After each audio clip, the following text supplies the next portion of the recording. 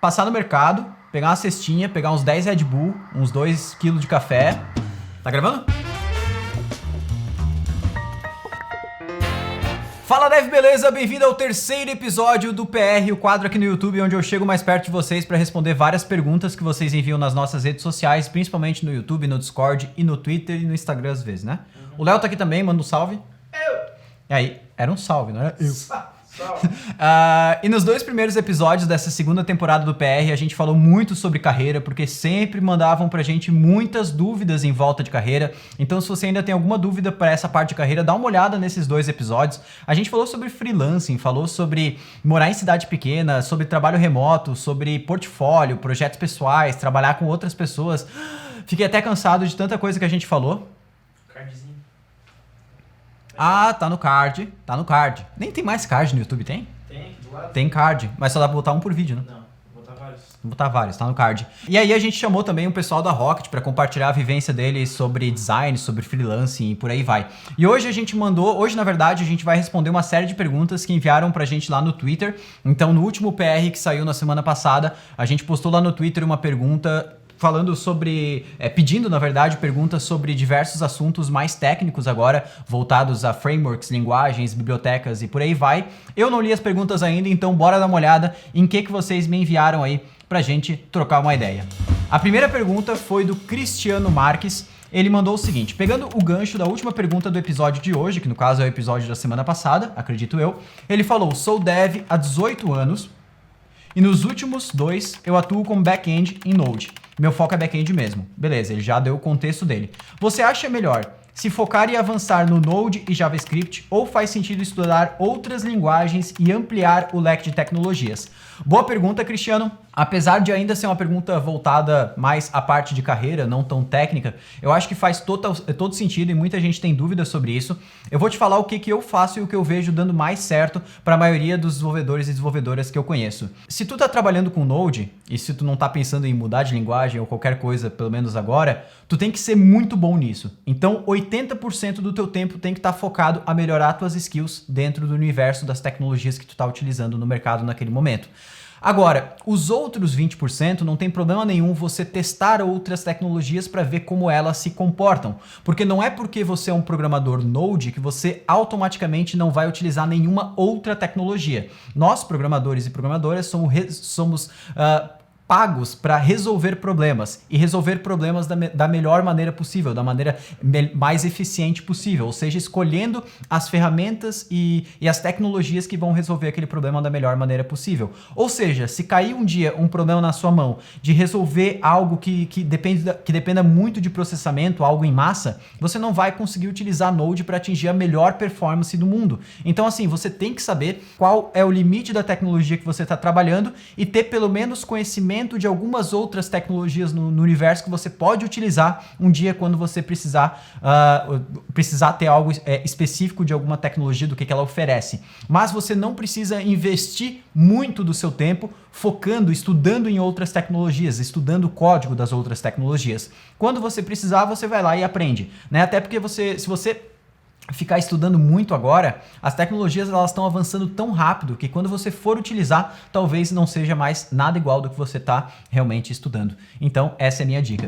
Bora lá agora para a pergunta do Caio Martins. Ele falou: para eu me especializar unicamente em front-end, é necessário eu aprender Node?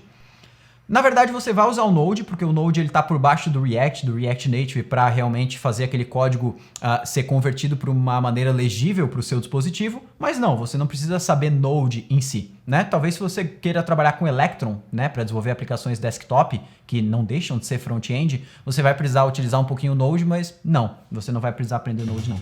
Vamos lá, para a terceira pergunta é da Nina Mello. Ela falou: quando usar e não usar bibliotecas como o Unform? Devemos usar em qualquer input de texto?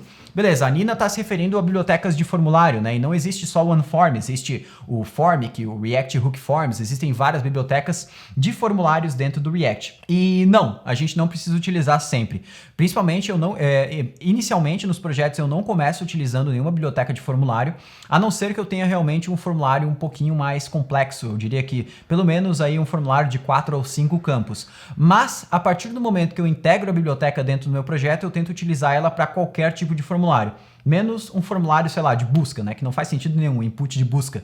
Mas, sei lá, formulário de login, cadastro, 2, 3 campos, eu também integro a biblioteca. Eu não vejo malefícios em integrar essa biblioteca, eu acho que ela vai te dar a flexibilidade e vai te dar também essa facilidade em trabalhar de uma só maneira dentro dos formulários da sua aplicação. A próxima pergunta aqui, a quarta pergunta, vem do Juan Aragão. Ele falou: até quando um projeto TypeScript pode ajudar ou atrapalhar em um projeto que era pequeno e se transformou em um projeto grande?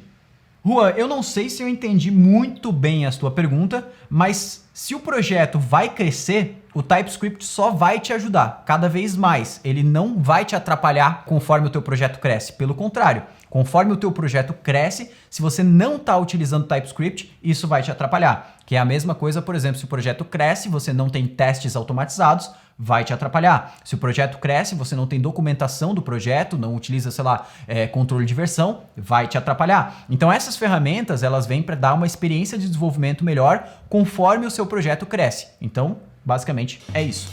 A gente tem a quinta pergunta aqui agora da Vitória. Inclusive o arroba dela é Única Vitória Boa. As outras Vitórias, se quiserem se defender, boa sorte. Ela falou o seguinte: utilizar Styled Components e Style Sheets no mesmo projeto React Native é uma ideia impensável e desnecessária ou realmente existem alguns casos em que é permitido? Eu nunca usei e eu não vejo algum cenário que faria sentido utilizar. Talvez num cenário de transição, que tu tem um projeto que está utilizando Style Sheets e aí tu está integrando Styled Components, aí eu não vejo por que você parar o time todo para converter todo o projeto em Styled Components antes de continuar. Eu acho que daí sim vai ter que continuar meio termo até você convertendo aos poucos o restante das funcionalidades. Mas eu acho que se você vai criar o projeto agora já utilizando Styled Components ou qualquer biblioteca de CSS no JavaScript, não vale a pena você utilizar o Style Sheet ou o CSS lá no caso da web também do React. Vamos lá agora para a sexta pergunta, que é do Vini, né? A sexta pergunta aí desse quadro. Ele falou: Diego, estou estudando Java por conta da minha escola. Eu faço técnica em informática, também fiz, e também aprendi Java. Mas minha meta é o JavaScript. Estudar as duas linguagens me atrapalharia nesse começo, mesmo eu já tendo uma certa base de Java? Não, Vini, eu acho que nesse momento não te atrapalharia, até porque, pelo que eu entendi, posso estar errado, mas tu ainda não está no mercado, né? Tu está só em momento de estudo, né? De fazer o técnico, qualquer coisa assim. Então, enquanto tu ainda não está no mercado, eu acho legal você fazer essa experimentação de algumas coisas diferentes, né? Principalmente diferentes ali do Java. Porque o mercado, talvez, eu não sei se você mora em cidade pequena, cidade grande, Java vai ter sempre vaga para tudo, né? Então, assim, Java você sempre vai conseguir encontrar emprego, nunca vai faltar. Mas talvez não sejam nas empresas que você gostaria, talvez. Por exemplo, onde que eu moro, que é uma cidade um pouco mais do interior, as empresas aqui que trabalham com Java são empresas bem engessadas, assim. São poucas as empresas que são mais inovadoras que estão utilizando o Java aqui dentro, mas não é um contexto de todos os lugares. Por exemplo, cidade maior, São Paulo, aí acabou, tem para todos os gostos. Tem empresa full inovadora usando Java e tem empresa engessada também, e por aí vai. Mas o JavaScript ele vai te dar um pouco mais flexibilidade. Então, eu iria sim dar pelo menos uma estudada nos dois e conhecer, né, as oportunidades que eu tenho com cada uma das linguagens. Vamos lá agora para a sétima pergunta, que é do Lewis Sayet. Ele falou: quais são as diferenças entre ORMs como o Sequelize ou o TypeORM e Query Builders como o Next? E quando utilizar cada um? Estou usando o Next num projeto e notei que chega uma fase em que começa a ficar um pouco limitado. Vamos lá, Lewis, eu vou tentar te dar uma resposta rápida e resumida, porque tem um podcast que a gente faz, um podcast Fala Dev aqui dentro do YouTube, que eu falo só sobre ORM, Query Builders e sobre esses níveis de abstração que a gente tem dentro do universo da programação, abstrações de banco de dados. Basicamente, o ORM ele vai te facilitar a ter produtividade com o seu banco de dados. Então você vai ter produtividade para fazer aquelas operações rotineiras que você tem de criação, atualização, listagem, remoção e por aí vai. Então ele vai te dar muita facilidade nisso. Porém, conforme você vai precisando ter mais controle sobre as coisas que você executa no banco, fazer execuções de queries mais complexas dentro do banco, o ORM ele vai acabar te limitando, porque na maioria das vezes não interessa se é Sequelize, TypeORM, o Lucid ou qualquer coisa assim, as APIs, né, os Query Builders desses ORMs, eles são limitados. Chega um momento que você tem mais trabalho para criar a sua query usando um ORM da vida do que escrever ela na mão utilizando o próprio SQL. Então, chega um momento que você vai começar a utilizar os dois, né? Você mantém o ORM, mas você vai escrever algumas queries mais complexas, às vezes só usando SQL, ou se conseguir, o Query Builder do ORM. O Next, ele é apenas o Query Builder, ele não tem a parte do ORM, ou seja, ele é apenas uma forma da gente escrever as queries que a gente envia para o banco de dados com a linguagem que a gente está ali usando no momento, né? Por exemplo, com JavaScript ou qualquer coisa assim. Então, ele não tem esse nível de abstração tão forte, né? Você não vai lá ter o seu model, né? Tudo isso. Você vai ter só aquela sintaxe mais fácil de realizar as operações. O Next, na maioria das vezes, ele é menos limitado. Você consegue fazer mais coisas, você consegue fazer joins e tudo mais, que às vezes nos ORMs você não consegue. Porém, claro, ele também pode acabar tendo algumas limitações, mas na maioria das vezes menos limitações que o ORM, beleza? Quando utilizar um ou quando utilizar o outro, eu acho que na grande maioria dos projetos você consegue utilizar um ORM e quando você chegar no momento que tem uma limitação, você escreve a query em raw mesmo, né? Escreve ela mesmo, select e tudo mais que o ORM te permite. O Next, eu particularmente, eu quase que não utilizo ele em alguns projetos maiores, assim. Eu utilizo ele mais em projetinhos menores, assim mesmo, que eu preciso de um acesso ao banco mais rápido, né? Então eu utilizo o Next, mas eu acabo não utilizando em aplicações muito grandes, não. A próxima pergunta aqui, que é do Matheus8853, eu não vou falar, porque deve ser o número do celular dele. Ele falou: Diego, o que você acha de comprar temas prontos de React.js num Theme Forest da vida? Comprei um e passei sufoco para customizar componentes e principalmente para converter para TypeScript. A impressão que dá é que daria menos trabalho esquecer template e fazer tudo do zero.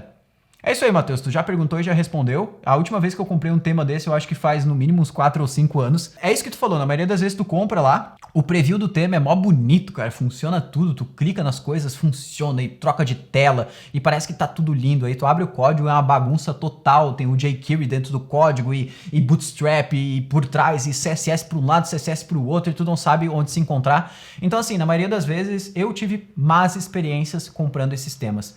Para React eu nunca comprei, eu acho que o último que eu comprei era para Angular ainda, então, sei lá, nunca foi uma boa experiência. Eu particularmente sou fã de criar tudo do zero, né? É claro que tem gente que consegue, tem gente que não consegue, mas se não consegue, pelo menos criar do zero, usa um Bootstrap, usa um Material da vida e não pegar esses temas muito prontos assim, não.